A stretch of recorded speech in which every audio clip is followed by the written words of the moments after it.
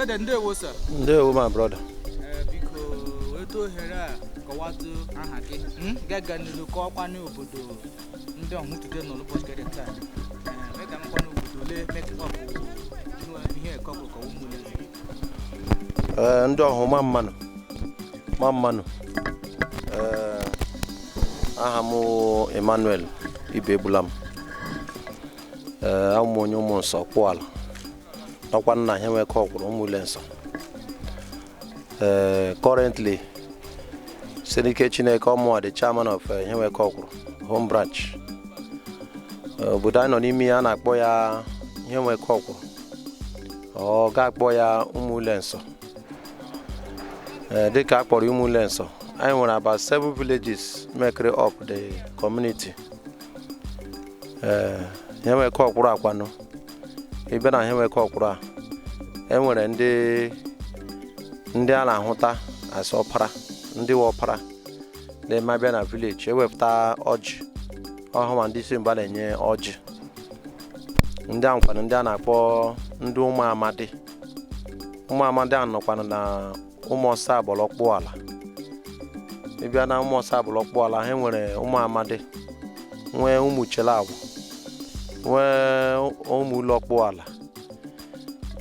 Ga-abịa feta ebe a na-akpọ Umulenso, bụ ebe anyị nọ taa.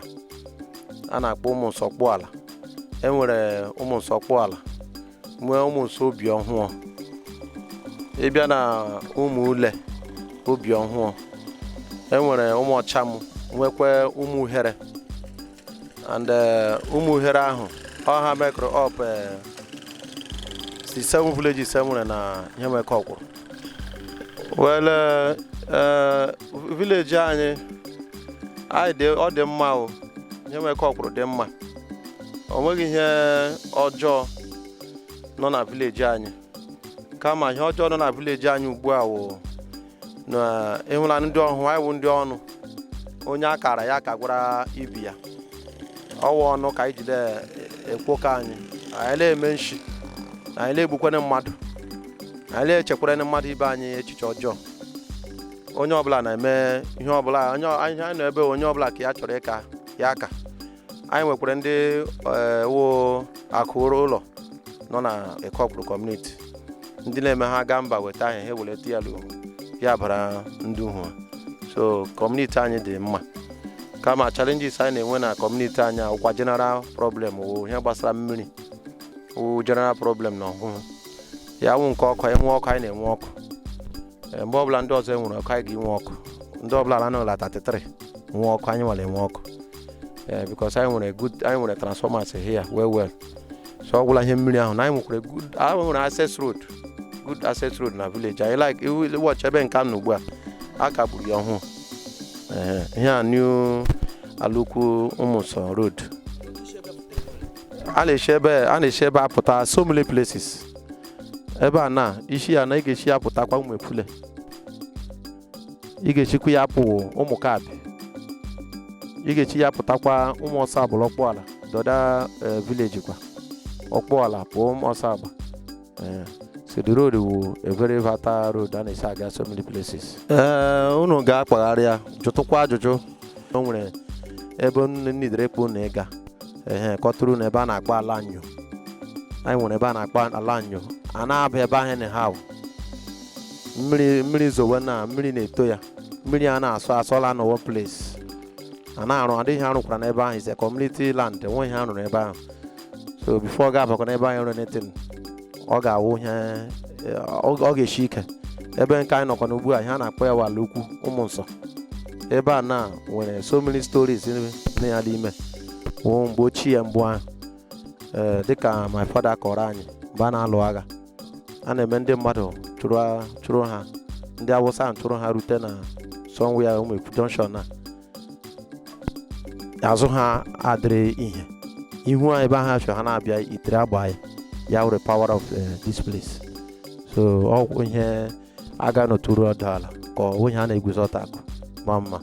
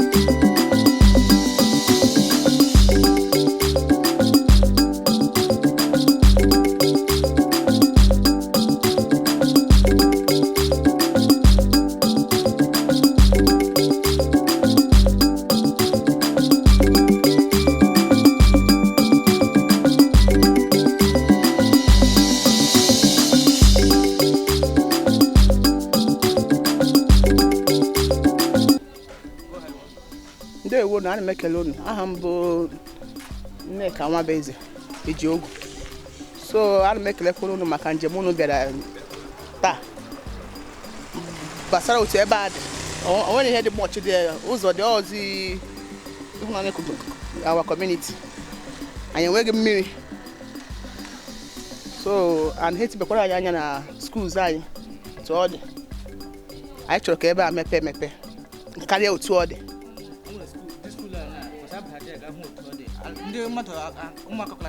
Yes, how many time today? Go school there. And all the roof they leak. All the roof they leak. And our health center self to the same thing because after the school, we give home health center there. So all the roof on the leak. So how tiranya medicinal school line. Ihewuekeokwuru community. Almost a broke wall.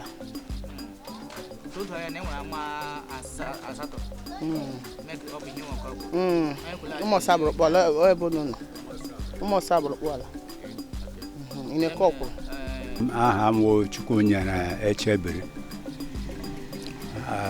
Amonyo mosaba. Amade. So ana m ekele akwane unu a ọhụhụ today ọkwa ya ebe no bịara ilegharị anya ịmakwana ihe na-akpa anyị la agaghị etofu mgbe mmiri dị anyị mkpa since egwuela dị ihe anyị nwetara ọ dị ụzọ anyị gbuwasara maka ụmụ anyị dịka ndị aka fụtatụrụ ka ha enwe abịa nyekwere anyị aka emechitụrụ anyị ya ọ naanị anyị la parịsịa since ka anyị wee 15 years na then egele anya la school anyị lee otu elu okpuru ụlọ dị ịbala imebe ahụ ụmụ ruru ihe ejila ebi ndụ dịka ụmụaka kwesịrị ile ejie mmadụ ihe ọzọ ikuku efesa ha ewuchichala ya amaghị m ma anyị nọkwa ya la gọọmenti ma anyị anọghị ha na-agwakwana biko unu jisie ike gbaa mbọ tige anya ka ihe na-aga tụkwara anyị ma fere anyị ma na anyị nọ na ihe isi ike ala agbanyeghị onye tighe aka apọ ogwe ya dịrị unu na mma.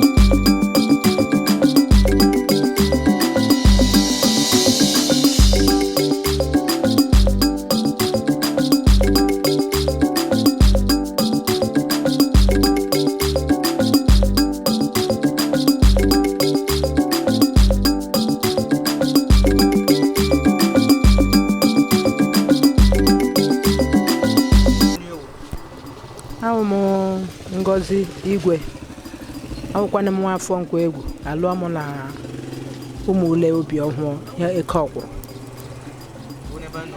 ebe a nọ n'ụbọchị taa obi ọhụụ anyị ọ dị na mmanụ ịhụnanya otu ụbọchị ugbu a siri dịrị ihe isi ike gara anyekwe nsogbu ebe a ọ dị ka ebe a gboo enweghị mmiri ọwụla anyị nwere anyị enweghị mmiri ọwụla mmiri na-enye anyị nsogbu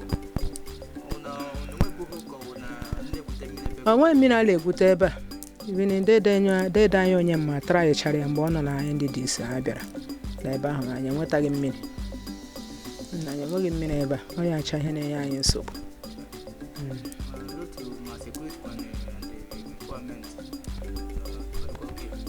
anyị enweghị sekuriti ndị ọbụla nọ dị ebe ahụ anyị nwakwa nọ na-echere onwe anyị nwee ka ọbụla anyị nwetabe ebe a nwee ka ọbụla anyị nwetabe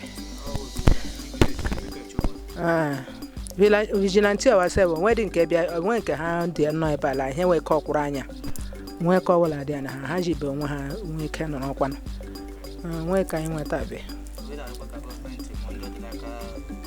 nke ha bịa nyere anyị aka security and ma vigilante ma mmiri ha bịa nyere anyị aka kpatara anyị ọsọ enyemaka maka mmiri ọkụ ha na-eweta ya mgbe ọ sọrọ ha bụ mgbe niile ọ bụ mgbe dum ka ọkụ na-adị ebe a dịka ọnwa ewetarubedere anyị ọkụ ihe ruru ugboro 10 ka ole ewetarubeghị otu ahụ mana otu ọbụla mgbe ọbụla ha wetara ya ọ na-eme ha weta otu a ha na-abịa na bil ugbu a ha wetala ya taa ha bịara yesterday erukwe taa ha bịaghachi bịa nara ego mana ọnwa ọkụ anyị na-enwe m ebe a anyị na-enwe m ọkụ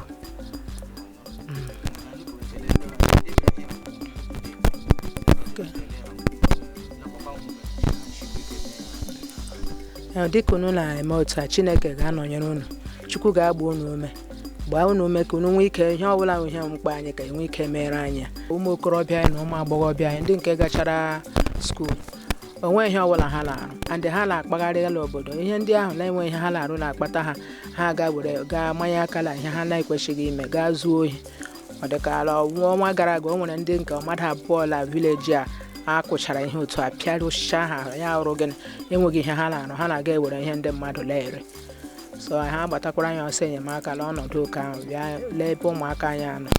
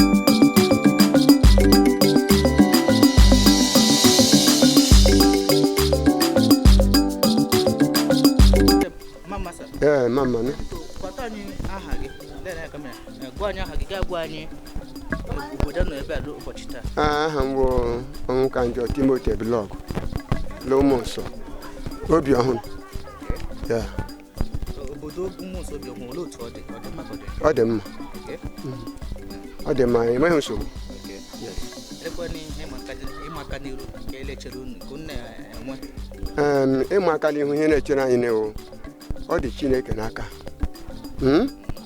ịma aka ihe na-echere anyị n'ihu ọ bụ ogologo ndụ na ahụ isi ike Chineke nyere anyị ịhụnanya amamihe pụrụ iche na ọganiru maka m ịkọwacha ka ndị ụmụ yut ka m ga-ekọ nke ndị dị mkpa anyị inyere anyị akala ndị na-enwe ihe ha na-arụ kụrụ gbatara anyị ọsọ enyemaka ọ gwụla yes sekuriti nọ na-echi anyị ebe a ọ bụ onye a na-ahụ anya anyị enweghị nsogbu ebe a dịka agakwa ebe ezu ohi agakwa ebe ezu ohi ga-ala anyị Umulenso obi ọhụrụ ebe a anyị enweghị ihe dị otu ahụ.